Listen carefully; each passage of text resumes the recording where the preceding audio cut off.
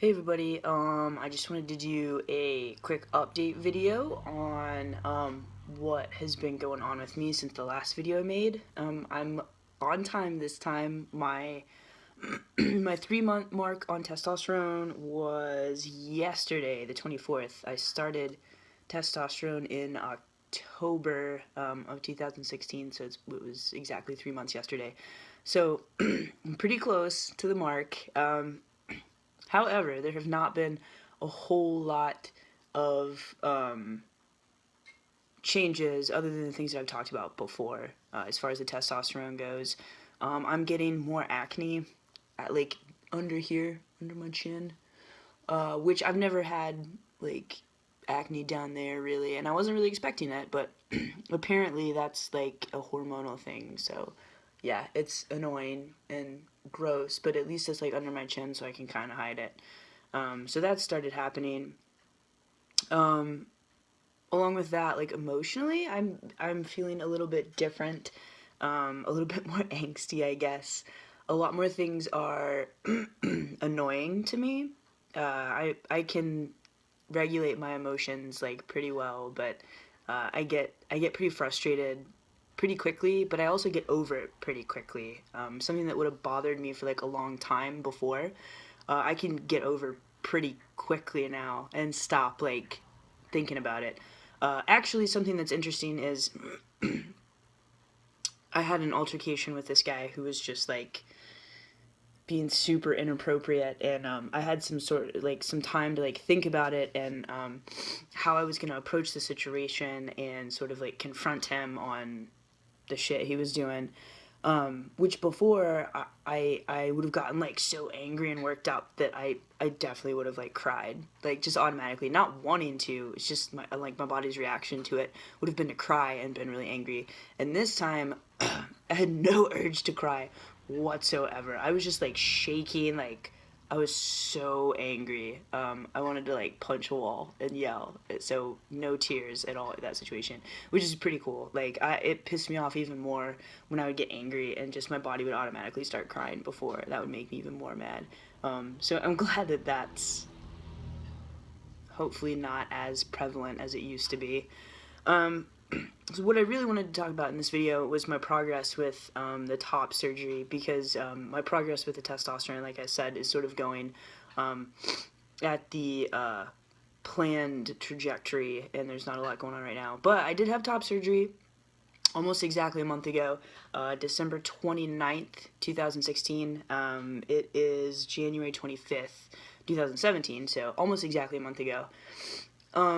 So the weeks leading up to my top surgery, I was super anxious. Actually, no, I wasn't super anxious. I was super excited, like the weeks leading up to. I was really pumped about it. I had no sort of hesitation with it. It was just a part of my body that I never like enjoyed or like connected with it physically, obviously, but not like emotionally or like mentally. It just like didn't seem like a part of me. So I was like ready for that to happen. So I was super excited the weeks leading up to it. The night before, I was super anxious. I got really anxious. I think the big reason for that is because I've never had surgery before ever. I've broken countless amounts of bones in my body, but I've never had surgery, so I didn't know what to expect, and I was super nervous about it. But so I had the surgery done in Seattle with Dr. Mangabat and Dr. Megan. Her last name is different, but everybody in the office calls her Dr. Megan, so that's just what I call her too. Um, and my anesthesiologist, his name was Chuck, and Chuck was a super cool guy. He called me like 2 nights before surgery and sort of got some background history on me and asked how I was feeling, how he could ease some of my anxiety. So he walked me through the whole process of like what was going to happen that morning, and that really helped. I thought that was cool that he called, and it wasn't like a bam bam bam bam, here are like the questions that I need to ask you. It was like, how are you feeling like emotionally? Like how can I help ease some of that anxiety that you're having? So that was great. I didn't get much sleep the night before because, like I said, super nervous. The next morning, things moved super quickly.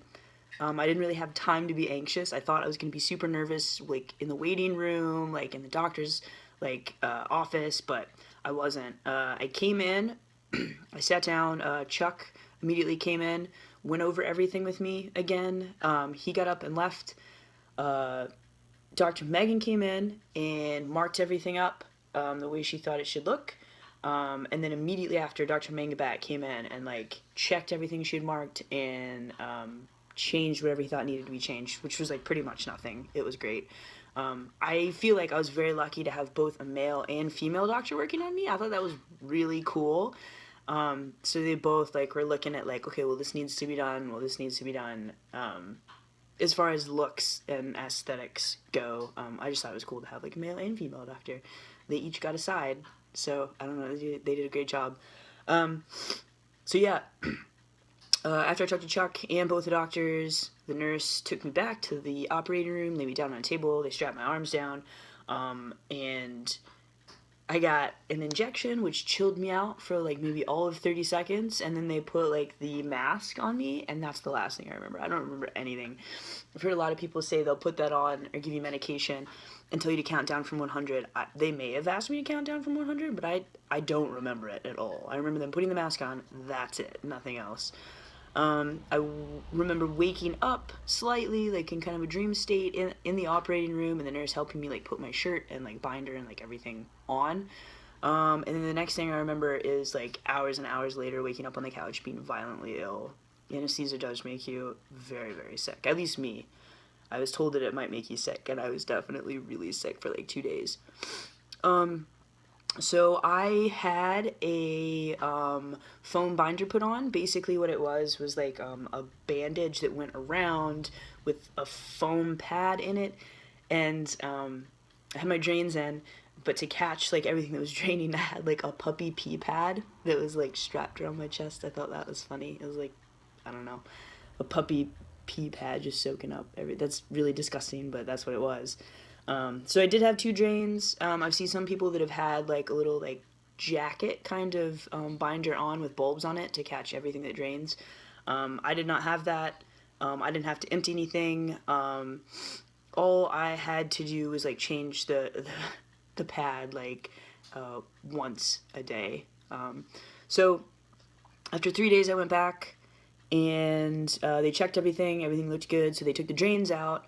I had to continue to wear the foam binder for the next week just in case anything else drained, which was really annoying. I hated that thing. I got like a lot of chafing like under my armpits and stuff, and I just looked, I don't know, I didn't like it. So after a week, I went back in and they took the stitches out of my nipples and took the dressing off, which was really strange. But I got to see my nipples for the first time, which was really cool. They looked very strange. They were really, really dark. I posted a picture, I think the day that they came out, so you guys may have seen that. They look a little weird, but that was completely normal. Basically what happened is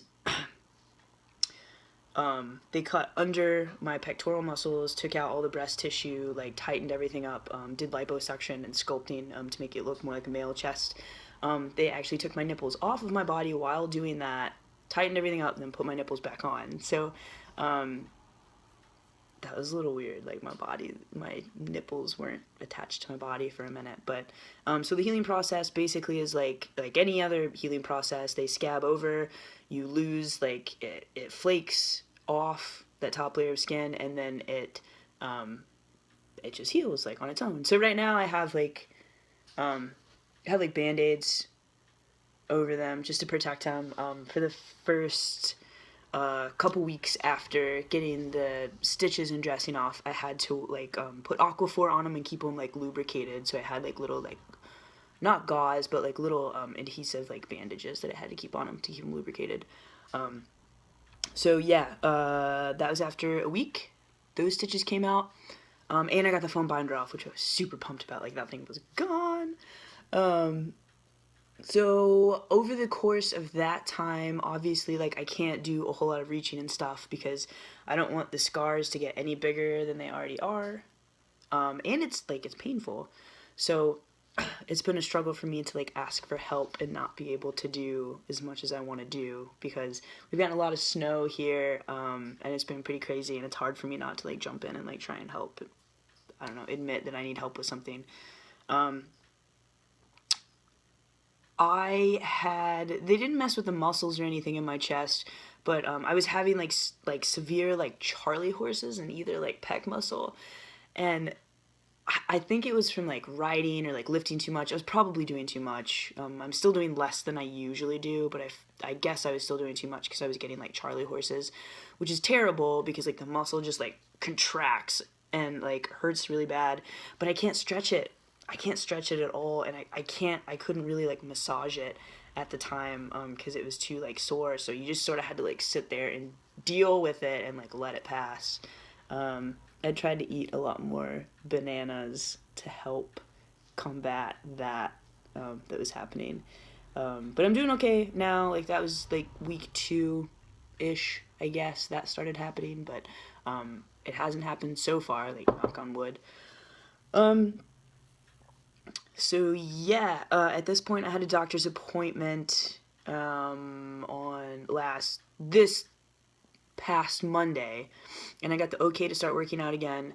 Obviously, like running, leg workouts, nothing like where I'm lifting or pulling anything because I'm gonna have these scars for the rest of my life, and I really, I know they're gonna be there, but I would like to take care of them and make them look as good as they possibly can be. And I mean, I think they look great right now. They didn't have to cut all the way to the middle. Like a lot of people, like they have to cut.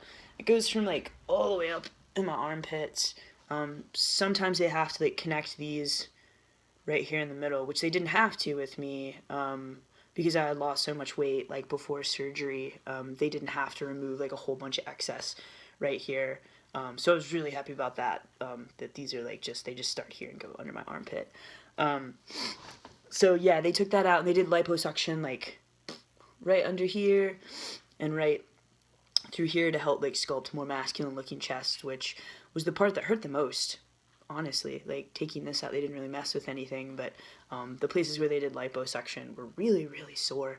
I'm still a little sore down here, like in my ribs on my sides.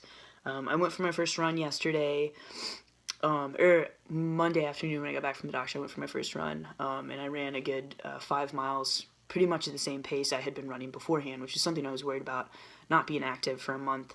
But I was pretty tight under here and a little bit sore, but that went away after a couple minutes of running, so that was cool. I'm happy to be back working out and stuff. I think it'll be good for like my physical and mental health. Um, yeah, so that's where I'm at right now with it. I'm getting a lot more mobility. I'm feeling a whole lot better than what I was before. But I still have to be careful and take care of the scars and stuff. I've started like massaging them with coconut oil. I was told vitamin E oil. I need to pick up some vitamin E oil, but right now I'm using like coconut oil, which is good for everything.